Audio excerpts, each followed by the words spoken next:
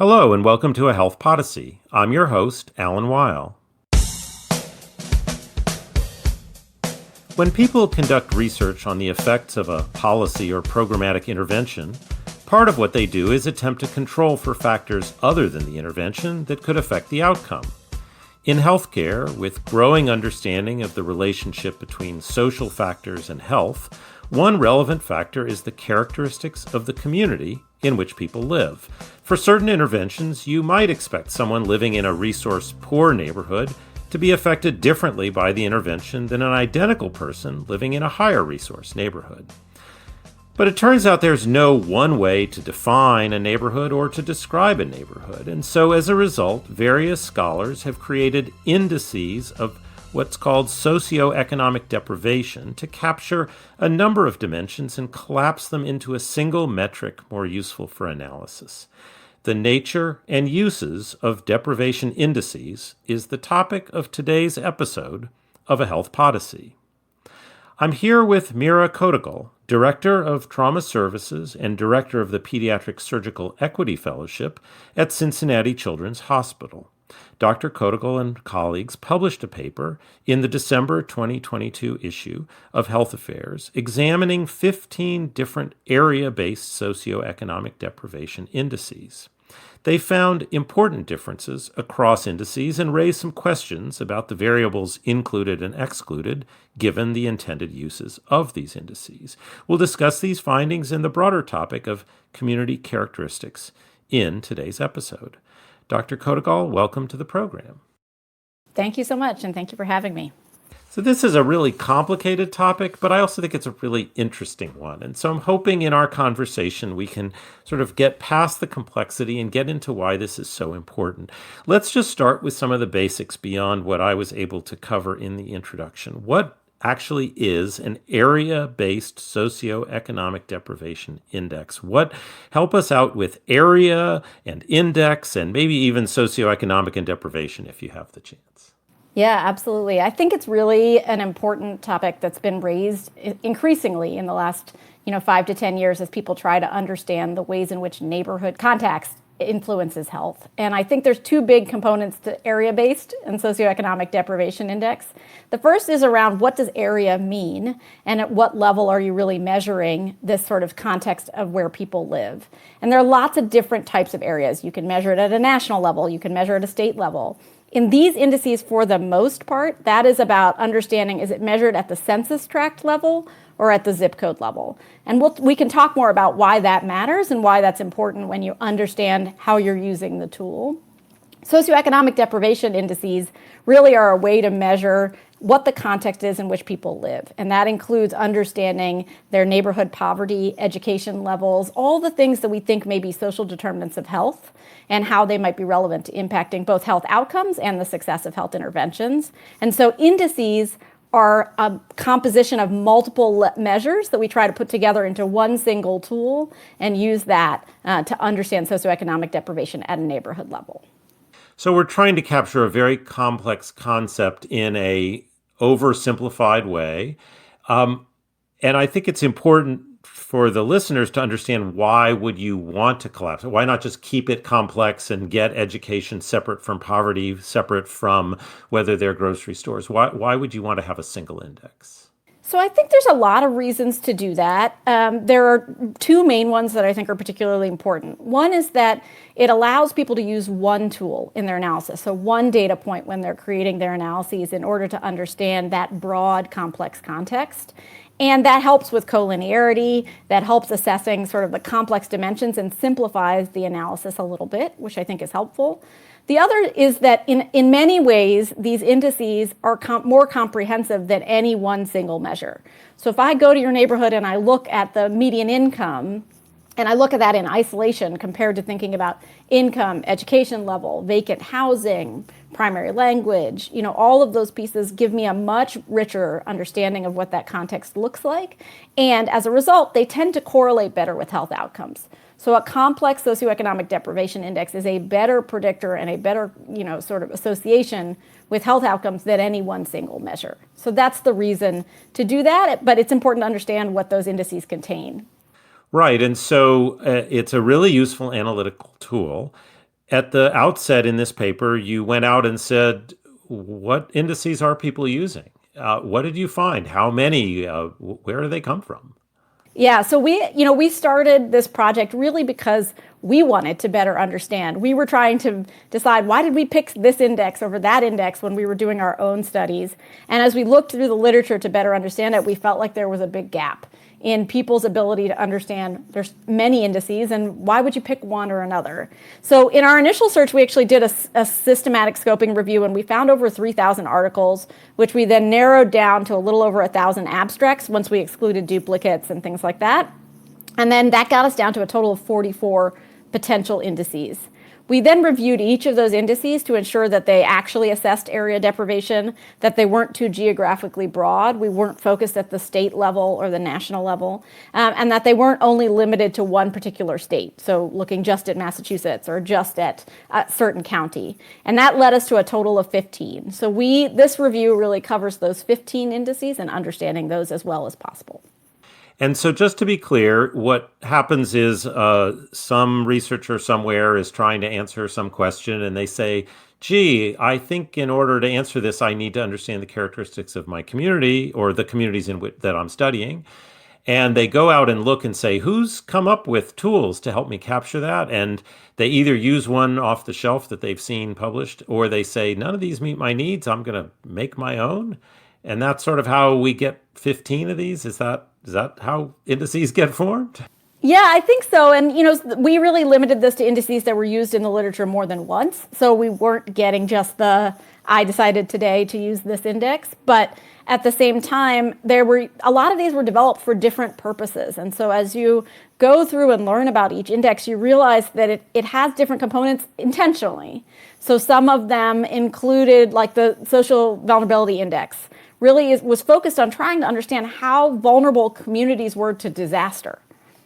And it recognized that communities that have a higher proportion of minority individuals are more vulnerable to disaster for a host of structural racism and racism-related reasons, as well as other things, above just their socioeconomic deprivation. And so for that reason, SVI includes race. But understanding the origins of those indices is sort of important in understanding how to use them and what assumptions we make when we use them. Right. So this is really the topic I hope we'll focus on for the rest of our conversation, which is they vary, not surprisingly. They vary on a number of dimensions. And part of what your paper does is help us think about why would you choose one over another, which is basically, as you say, what motivated the project in the first place. So let's just start with some of the dimensions along which they vary. And at the outset, you noted area, whether you said zip code or census tract. And also, you just introduced the question of whether or not race would be included. Just give me a sense, if you could, of both the geographic areas and how those are defined and some of the key dimensions of what's included and excluded. And then I'm sure we're going to dig deeper into both of those topics. Yeah, I think those are really important questions. And let's talk about the latter one first, which is what are the components that go into indices? And I think there are really a couple of dimensions at which you need to understand that. The first is, what are the variables that go into that? What elements did somebody choose to include when they were developing their indices? And that can include, measures of income or poverty, measures of education and employment, household structure, race and ethnicity, transportation, language barriers or primary language. And most measures include some measure of income, poverty, education, and employment, but some also include other dimensions. So understanding what are those variables that go into the index. The second really important dimension to understand is how are those variables selected and combined, and how does that come together into forming an index. And some are done, those are selected empirically or based on theoretical considerations. The SVI is a great example of that. Some where they really used expert consensus to identify what factors should go into the SVI. Some are developed with statistical methods that sort of look at, okay, if I'm taking a certain sample and I want to assess how much of the variation in that sample is due to which factors, and those that are the result of more variation, I'm going to include, they're going to be weighted to have more of an impact on the index. So some have factor loading as a strategy to determining what goes into those indices. And then the last is, what's the output measure? When you get something on the outside, once you're done, what does that look like? And most indices are done by rank, which is to say that you get a percentile result, but some are actually still use their absolute value. And that matters because of how much variability you might see or how you interpret those results.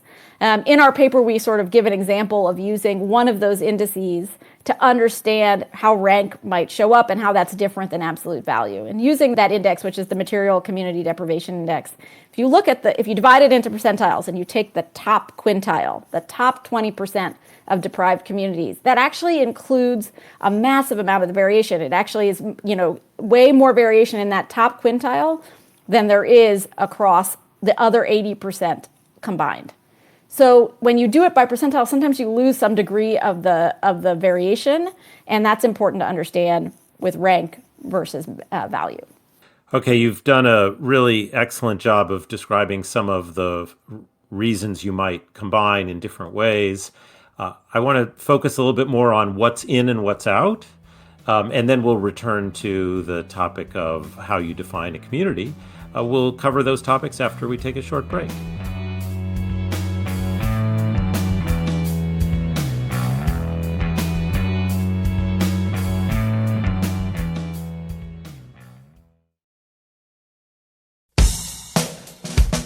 And we're back. I'm speaking with Dr. Meera Kotagal, who's talking to me about area-based socioeconomic deprivation indices. Before the break, we were discussing some of the methodological dimensions of combining different measures into an index.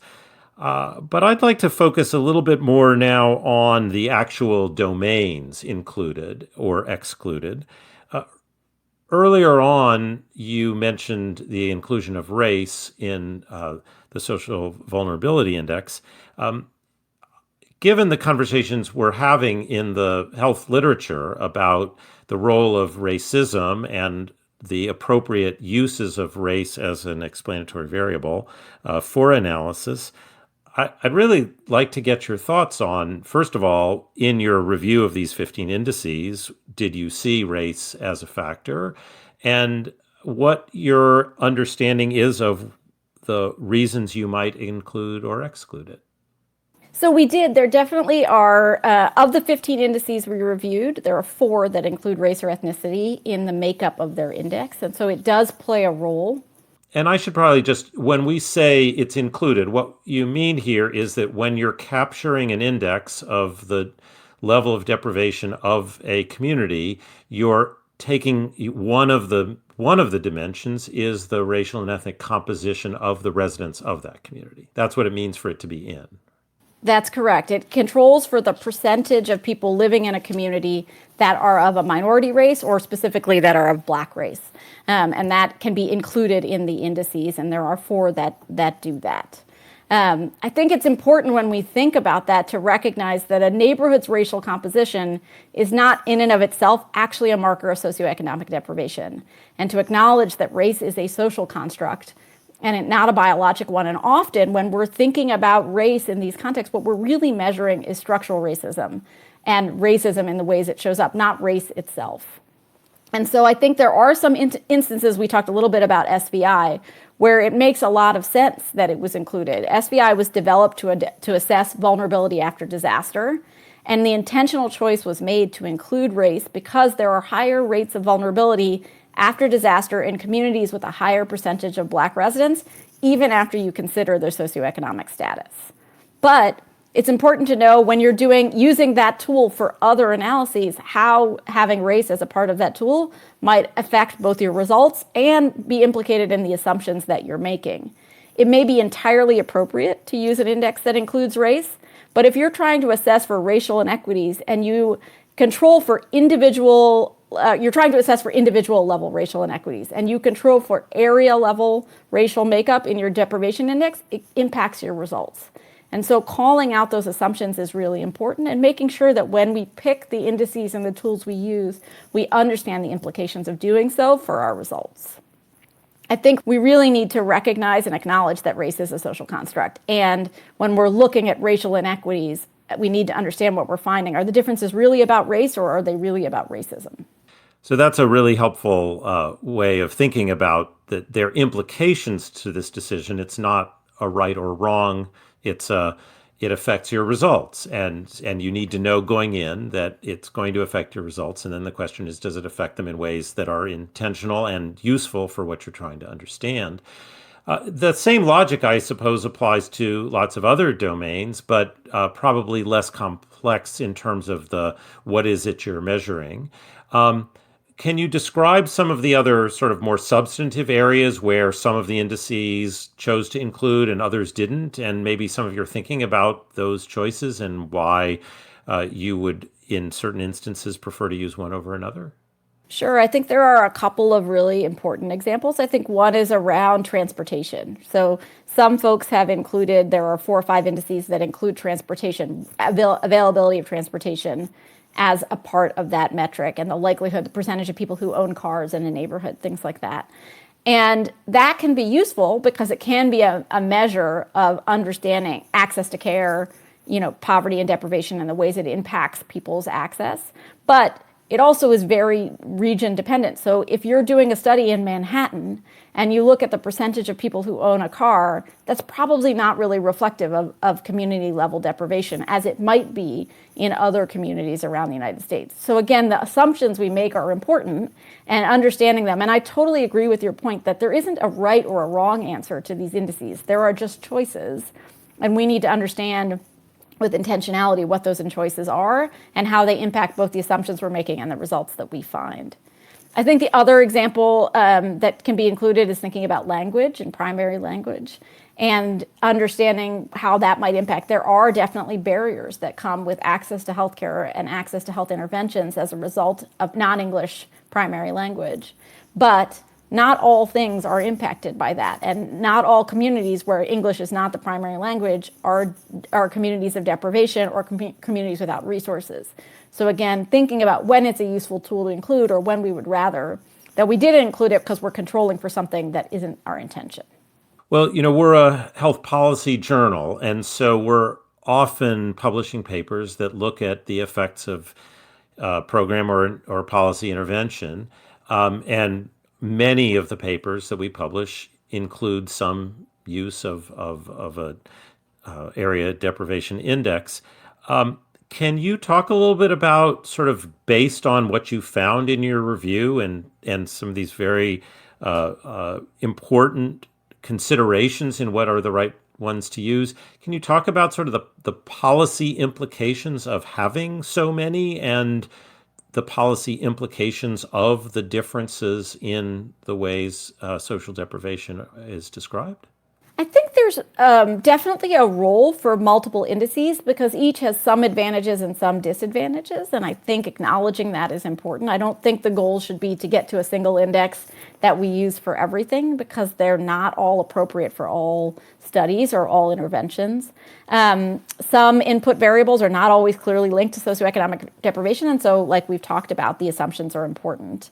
However, having multiple indices does generate challenges around interpretation and generalizability of those results. I think they can be used in really useful ways in policy. And some examples, and we cite some of these in the paper, Mass Health uses census tract neighborhood, an index score of sort of stress at the census tract level to adjust payments according to a patient's social risk. So if you live in communities of higher deprivation, those payments are different. CMS's Accountable Care Organization, which is for Realizing Equity, Access, and Community Health, or REACH, that model adjusts reimbursement rates based on area deprivation and uses that. And that really, those implications and that use of these tools in policy is really a reflection of understanding the difference between equality and equity and recognizing that equity is around what resources are needed to get everyone to the same outcome. And for many of our communities that are increasingly deprived or that have lower access to resources, they may need additional resources in order to reach the same outcome.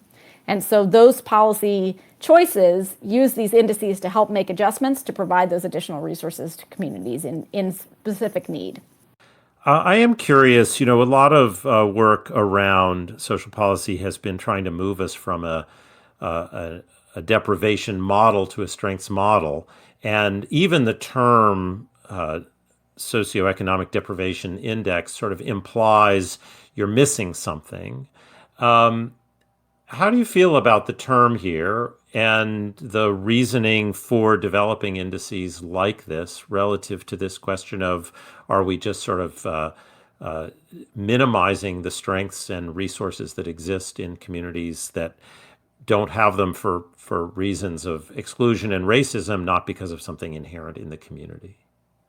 I love that question, and I think it's really important. Social determinants of health, we often think of them as negative social determinants of health, right? You don't have this, you don't have that. That's how it impacts your access to care. But there are also very significant positive social determinants of health. And our role as individuals trying to make a difference in this space is to both mitigate the negative ones and augment positive ones. And I think you are right that these tools really focus on deficits within communities.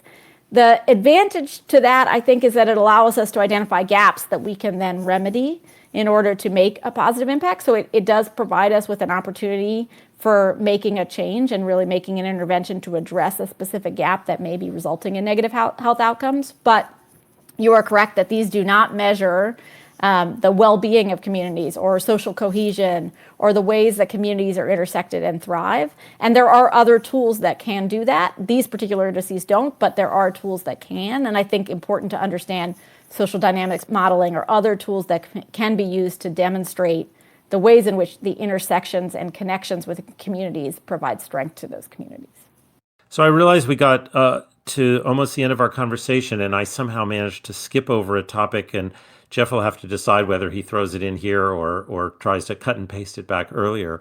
But can you say a little bit about the dimension of what the area is? And you mentioned the choice of zip code or census tract, but I'm just as a general matter, how do we think about what the scale of community is that's relevant to understanding whether people's living circumstances have the resources they need to thrive or not? In an ideal world, we would go to the neighborhood, and neighborhoods are hard to measure in big data. And so we often think about this at a couple of different levels, the zip code level, census tract level, or census block group level. Most of the indices use the census tract level. Area Deprivation Index is available at the census block group level, and some of the other indices, the Community Need Index, the Dispersed Communities Index, are only available at the zip code level. And the question of why it matters, I think, is really important. Zip codes can be quite variable in size, and they also may include multiple different types of communities. And so sometimes you can lose the signal at the zip code level, and so it's not truly a reflection of neighborhood context. I think there's a great example of this in the initial work around the lead, issues in Flint. And as people started to measure lead levels in Flint and they used zip codes, they really weren't able to identify a signal. But when you look at a map of Flint, those zip codes actually extend beyond the city boundaries of Flint, where the lead levels were really quite problematic, into suburban areas. And so you're pulling a number of individuals and communities into that assessment, and as a result, you lose your signal. When you're able to define it much more specifically at the census tract level, you actually can identify that there's a significant problem. So sometimes people use zip codes because the data can be more complete. There's no geocoding that's required. You're able to address concerns around privacy and confidentiality. But we have to recognize that there's significant heterogeneity within zip codes, and they may be a questionable proxy for actual neighborhood. Well, Dr. Kotagal, thank you so much for really taking a quite complex topic and making it accessible, for helping me and hopefully our listeners understand the importance of these indices, but also the importance of picking the right one and the implications of maybe picking one that doesn't exactly line up with what we need. There's no question these are here to stay. And so I hope you'll continue to keep an eye on them and give us ongoing guidance on what the right way is to think about the interaction between where someone lives and their health status. For the excellent conversation and the paper, I thank you, and I also thank you for being my guest today on A Health Podyssey. Thank you so much for having me. I really want to acknowledge that this work was the work of many, and in particular, Dr. Stephen Trinidad, who is the first author on this work, who really led this effort and is really doing incredible work, and I think we're grateful for the opportunity to have this in Health Affairs and to talk with you about it today. Thanks for listening. If you enjoyed today's episode, I hope you'll tell a friend about a Health Podyssey.